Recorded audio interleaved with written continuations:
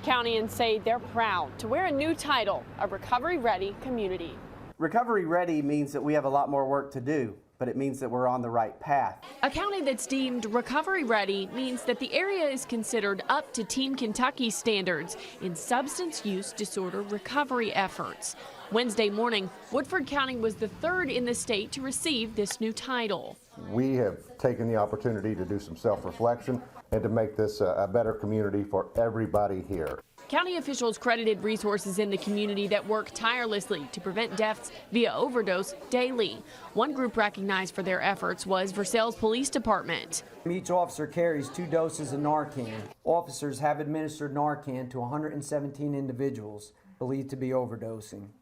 They've also recently implemented their Angel program, a program that allows people who are addicted and need help to approach an officer and even surrender drugs without facing legal consequences. Our officers assist in providing an alternative to traditional criminal proceedings, offering a way out of the clutches of addiction. The county accepted the award beaming, pledging to continue with these efforts.